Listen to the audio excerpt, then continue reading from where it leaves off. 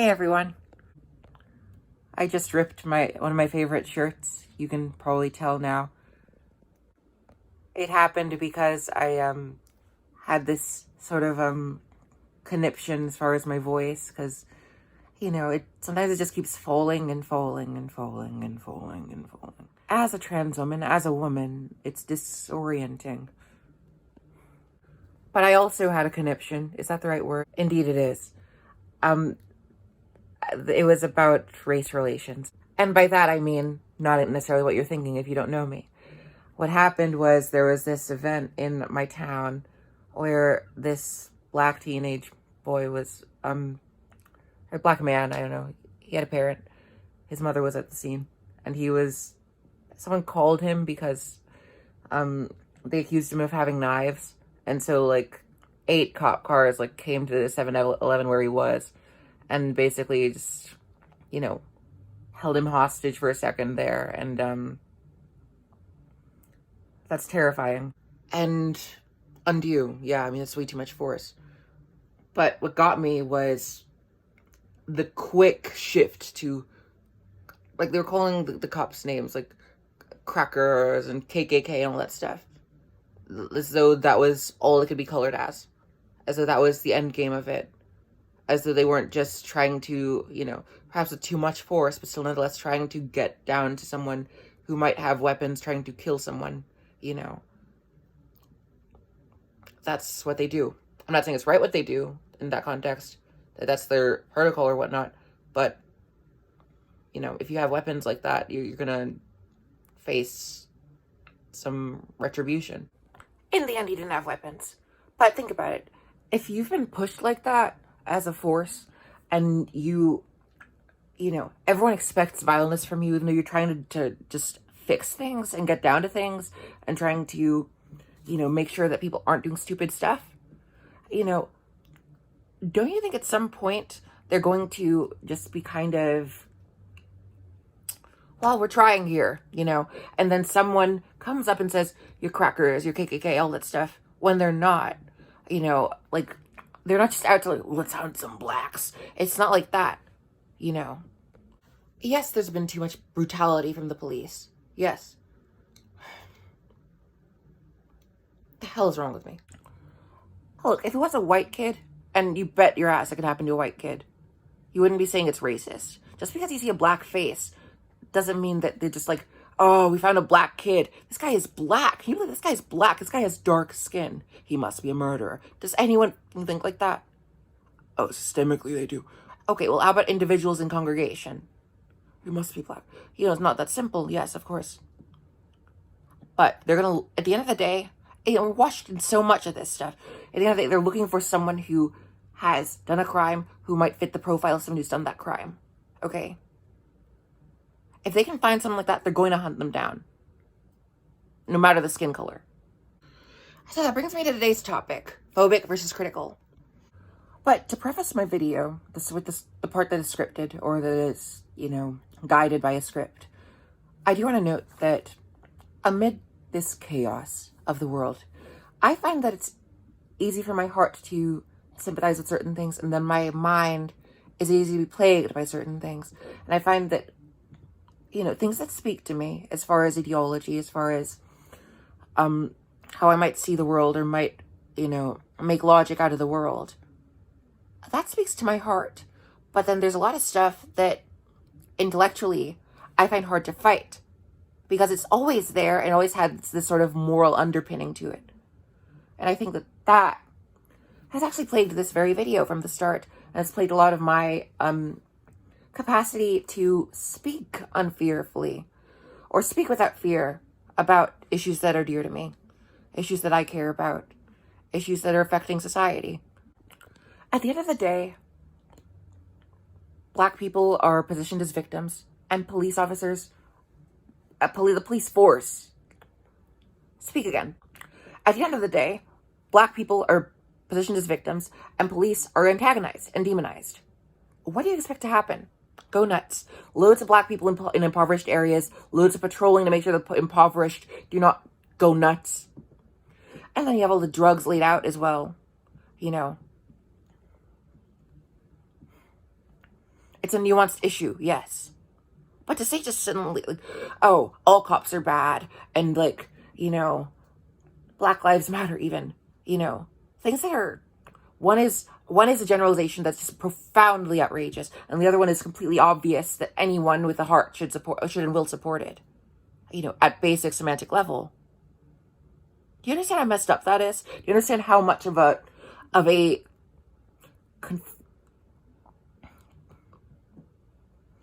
how much chaos that can create for the logic of this society to build itself on? There is no logic. Everyone's just fighting and infighting and outfighting. Which side are you on? Which side are you on? Are you on the side of the blacks that deserve to live? Or are you on the side of the racist po-po? That's what it's come down to. That's what the debate is, right? What is the point of either? So, amid the fever pitch that the topics of race relations and oppressive systems has reached, namely in the past 2 months or so, I felt it was worth discussing the difference between critical and phobic. Now, in 2 of my recent videos, both of which have become the fastest viewed thus far on my channel, I mentioned that I recognize Harry Potter author J.K. Rowling as gender critical, but not necessarily as transphobic. I recall in one video that I did categorically state that she was not transphobic. In the second video that I installed, I listed it as disputable, but to an extent also irrelevant. The main focus it being that she is gender critical and asking the question of, is being gender critical to be transphobic? This issue is so personal and passionate for me. And you know why? Because I feel like I have no say. I feel like whatever I say will be either offensive or it'll be, or it'll be put under the expectation that I'm speaking completely to their narrative. That because I'm a black trans woman of color, that I expect certain things, or I feel certain things on a daily basis. I feel like white people just literally think that, like, I live constantly in fear walking through the street, that every white person is just a threat to me or whatnot, like, it enrages me sometimes. It really does. And that is what America is built on. It's what it sees. Because it's been erroneous in what it's been built on, and it's also been erroneous in how it's handled it, and erroneous in how it's conveyed it through the media. It's so hard to even articulate this stuff, because the right wing thinks there's no such thing as racism, and the left wing thinks that all problems of marginalized communities are due to racism or whatnot, And then there's like this hypothetical, white man with his white wife just holding everything together and just like messing with everyone, oppressing everyone. And then the white man's like oppressing, his wife secretly while she just, sits as a trophy because she's so pure and nothing can touch her except for him or whatnot and his colleagues. Like, I almost don't know what to say. I think it'll convey because I feel it. There's a real mess in this culture as far as the fear and the misplaced indignance or indignation and the generalizing about everyone, the complete generalizing, seeing no one as an individual. It makes me so mad, namely right now, as per the ripped shirt.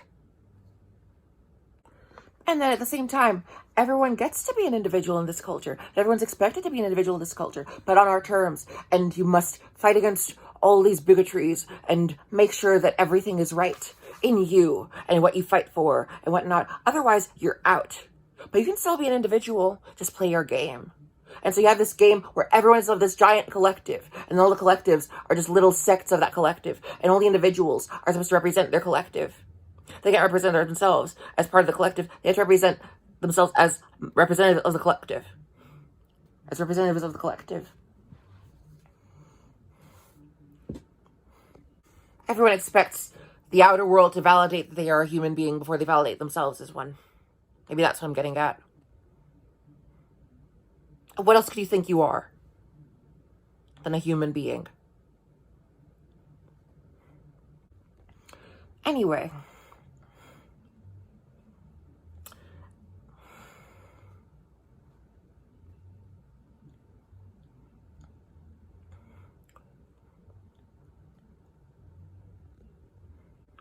So the next portion of my script discusses the whole scandal about Jimmy Kimmel dressing up as Karl Malone and as Oprah and as Snoop Dogg. And then about the General Marble stuff where she says ching chong and, like dresses up as Nicki Minaj and, stuff that, also slut shaming or whatnot. I don't know.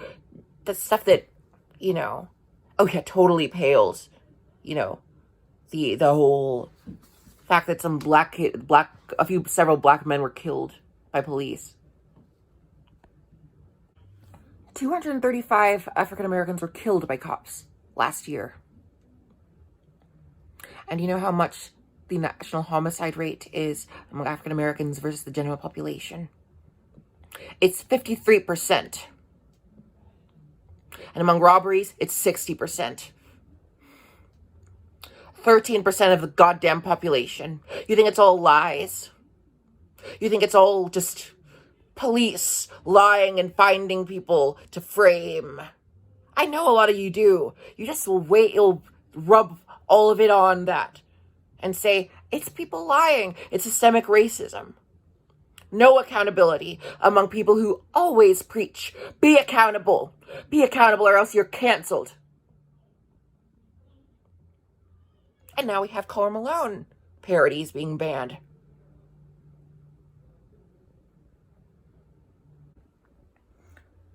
Both of them have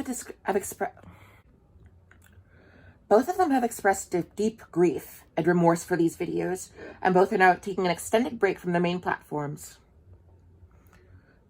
I find this concerning. Not what they did, but which frankly as a youth brought me joy and entertainment to me, regardless of my race or gender, etc. Regardless of what it was back then. You can make of that what you will. But that they have been pushed to this point. The extent and rate to which people cast out people for things as benign as this, and at the same time likely fear it happening to them just the same. The cancel culture stuff. Because you'll know you're not perfect. At the same time, probably aren't too top-notch themselves, is alarming. What is bigotry? Bigotry is rigidness of belief. At least if you look at a dictionary, that's what it will state. But there's also an air to it of intolerance. Bigotry is intolerance toward those who hold different opinions from oneself. But lately, the meaning has morphed to emphasize bigotry against other people in general, namely groups of people, and namely marginalized groups of people, like women, people of color, and queer and trans people. Intolerance, spitefulness, hate and resentment, unwillingness to cooperate or coexist. But intolerance can, beyond animosity, be predicated on scrutiny or concern. Generally, though, the connotation of bigotry is a sort of spitefulness or resentfulness. A wise woman, maybe another one too, said that resentment is like sipping poison and expecting the person next to you to die. I'm sure some of you feel that right now. Let me ask you, whomever the group is or person is that you resent, the fires you've made out of resentment, the yelling, we want rights now.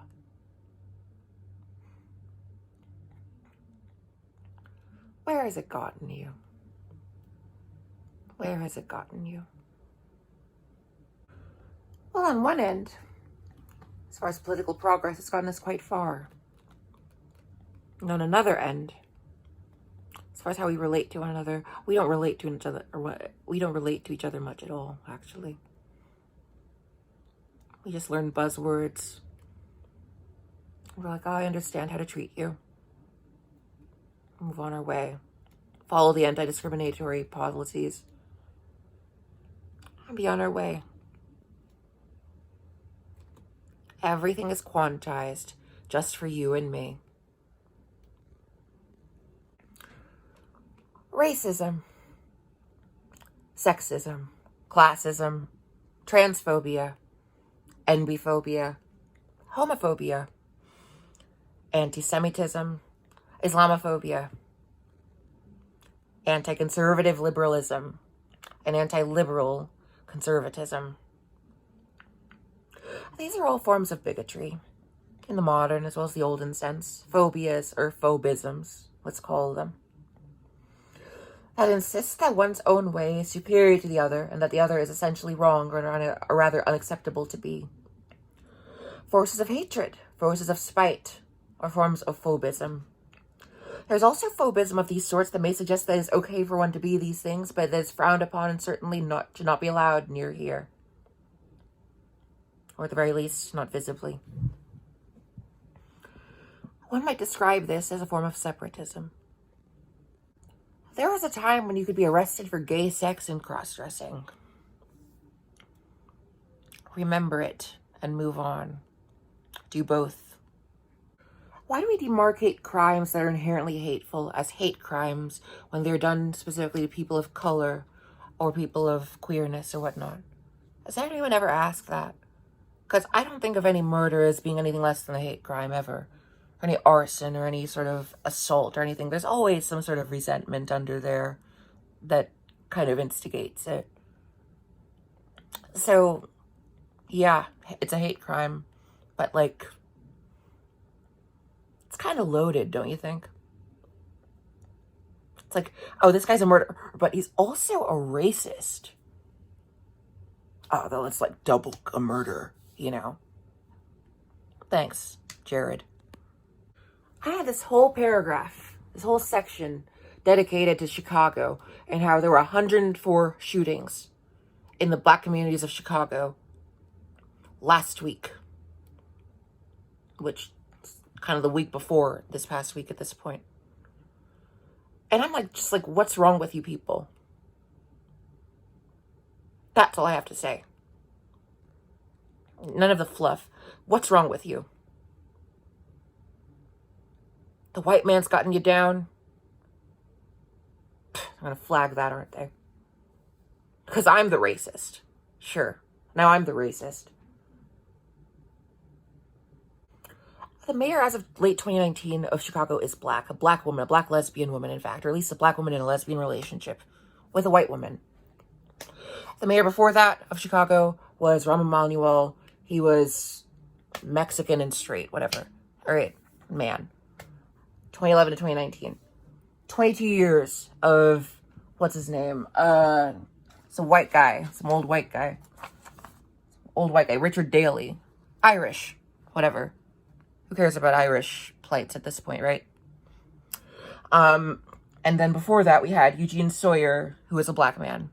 He'd been divorced by then from his wife. Okay, so that's going back to 1984 at that point.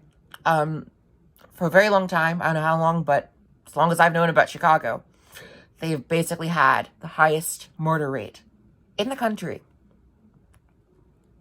You couple that with cities like Baltimore and New York up to like 25 years ago, and Detroit, and, you know, there's a problem. Big problem. Is it's bigoted to mock, to criticize, even to chastise. The end fear of it seems to be violence. Police brutality, namely, is the most condemned and most overt concern, at least as far as I can tell. It often is. But people often bemoan when it is brought up that the black community has issues with violence itself. And they're not the only minority community that has that too. Note that we don't talk much about Asians, but we do talk about Hispanics and black people as having this issue. Surely black infighting is not racially motivated, in a way. But is it any less a concern? And is it bigoted to acknowledge it? By the way, this issue also seems not to arise when we discuss the indigenous as well. So, just saying. We're going to cover all the minorities. I feel modern culture, modern black culture, has become more subdued and sophisticated in recent years, if hip-hop, namely, serves as a proper face of it. But in the recent past, it's often been colored by references to gang violence, misogyny, drug use, incarceration, and promiscuity. It wasn't like that in the 60s and 70s. Is it wrong to partake in homage to these things? Is it wrong to criticize these things? Due to current tensions, there seems to be a collective reluctance to do so. As far as trans people, a common claim and complaint made is that they wish to erase the boundaries of gender and even the concept of biological sex. There's also an expectation of sorts that trans people will be acknowledged in their identities in the same way as cis people, which, not really, because cis people don't go around asking about their pronouns and all that stuff. Because they don't have to, but anyway, I'm not going to get into that part, I guess. You can unpack it for yourselves. To be taken as just the same, namely trans women as always having been women, to be beautiful in the same way, and for those gender variants to be valid and equal in their identities, androgynous and transcendent of the system we call gender. Because your validity is always valid. Never forget it. So I next ask you, is it wrong to want to protect depiction and delineation of maleness and femaleness? See my teeth. To create sexed boundaries? Is it even wrong to mock those who are trans or gender nonconforming? It has long been a feature of drag to do the latter, for better and worse. Though now, it just seems contentious. Drag. Even drag can't just be, lewd and crude and rude, like it's supposed to be quite honest. To mock trans people, it just seems wrong. To mock gay people, say to play up their mannerisms or fashion or something, it's considered insensitive and appropriative. And to criticize any of these groups, say for instance to criticize or even satirize the libertine nature of gay culture, and there very much is so. I was even just talking with my gay friend about it, because he mentioned it to me. Unless one is themselves trans or gay, because I'm a gay man, is considered just the same. And sure, let's throw in another. As far as Hispanic people, we have concerns about drug use and illegal immigration, the latter of which seems to have at this point been culturally swept aside, as we understandably accept Mexican immigrants as simply a parcel of our society and culture. One might ask whether real forces of evil like MS-13 and Mexican drug lords like the currently ousted El Chapo are not considered as being just as Mexican as the upstanding Mexican migrants who work various jobs from subservient to entrepreneurial, who escaped the very culture they once were so perhaps reluctantly and even coercively attached to. And we got Asians. And Asian people have often been parodied in terms of having very strict parents, and often for things as benign as the way they pronounce English. So where's the pronounce English? What? Jokes about the relative androgyny of Asian males, as well as about the occasional zaniness of Japanese culture and media, have often been expressed. These things have been less chastised, perhaps because they are often not particularly critical. But of course, at least one Jenna Marbles video, in which she raps the words ching chong, in reference to Asians, was made private by her out of concern that it was racist. In fact, she calls it racist in the middle of the rap. And of course, yellow-faced portrayals like Fu Manchu and Mickey Rooney as Mr. Yunioshi are often deemed improper and racist. Racist. But is it racist to parody or mock? Well, it depends, but generally I don't think so. And also, racism is evil. However, if we describe white people as stiff and lacking spice and thieves of everything creative that they've ever done and incapable of dancing, even portraying them in the media this way, it's okay. because it is okay. This very repressiveness and double standardness, make no mistake, this is inciting violence too. When I think of racism, I think of people who are against a race. They may even have their reasons, but they unduly and unfairly mistreat, hold down, and even violate and brutalize a race. It is a force, a vehemence, a bigotry, and a carriage for it. Any of the phobisms, I believe, are to be held more or less to the same standard. Transphobia, homophobia, sexism, misogyny, whatnot. Last two different phrases of the same coin at this point. And many are retaliating because they, quite frankly, feel as though their say is just a means to get caught, inevitably red-handed, insurmountably errant, and in the end, cursed by the absolute label of racist. And once a racist, always a racist, from minute to day to year. So why even bother being good when one at core is immutably evil? This is how you treat us, and this is how you're treating them. All of us, actually.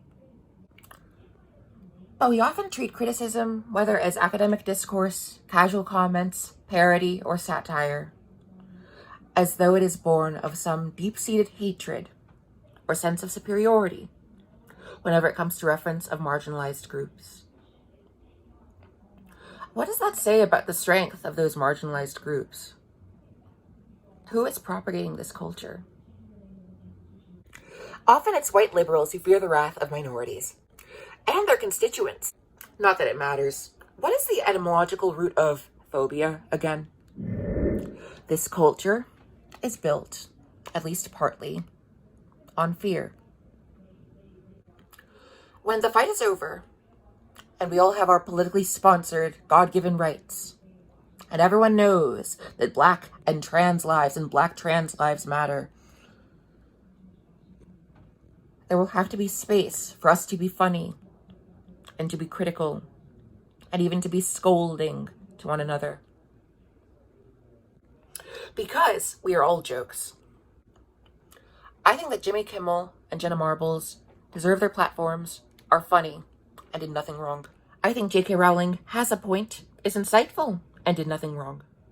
I am concerned that conservatism has been polluted and confused by opportunists like the populist president and turned into a culture of anti-liberalism, turning it away from its true nature. And I think liberalism has just as many fascists. Few fascists actually have the power to fully suppress and destroy us currently. Thank God. But I think it's important to recognize that bigotry and criticism are very different from one another, and that neither are necessarily evil even. But yes, bigotry is worse. And there's a lot of it in our culture right now that transcends race easily, even though it might use race as a punching bag or whipping board or puppet minstrel for its own sake. And fascism, by the way, to me, is basically the suppression and enforcement against freedom of thought or expression in any way it may come about. Intellectual, visual, cultural, whichever way. Fascism is fascism, and it's awful. A woman on this podcast that my brother's listening to right now, she just said, Black people, we as Black people are detached from this country in a way that white people are not. Okay. Now what? Do you have white friends? Do you consume white culture? Do you have a house? Like,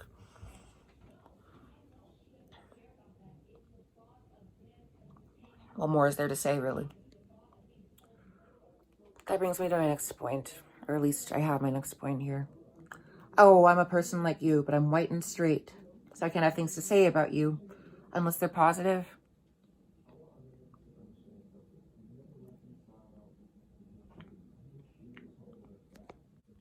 Indeed, white people have gained a foothold across the world.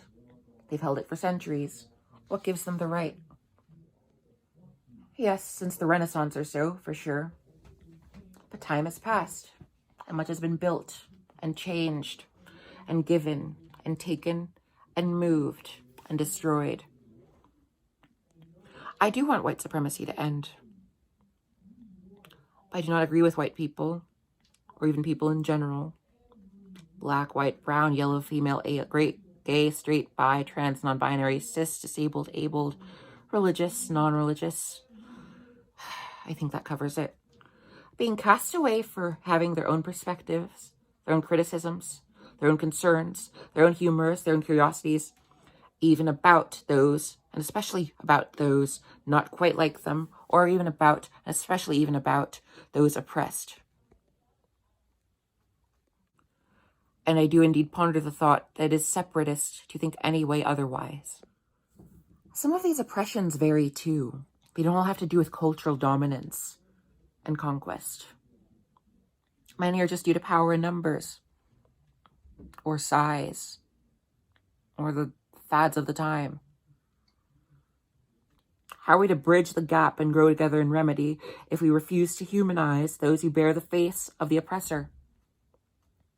Are we so oppressed that we see nothing of the same to caution in our own flesh? Do we really think of ourselves as that meek, that frail, that helpless, that tortured, that dead inside? You tell me. Expressing negative things about a population that isn't of yours unless they're socially above you is, according to the culture, just vile. But everyone, ideally, should be able to talk about anyone. And on top of that, we should all still seek to get along. But the liberal infighting, just because Black lives happen to matter, because trans people happen to be beautiful, because love is love, and because women happen to deserve decency and respect and a place in the world, it has long been out of hand. And remember, few are oppressor or oppressed alone.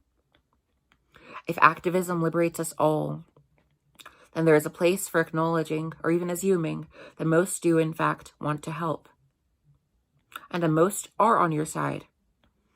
And the most are suffering just the same.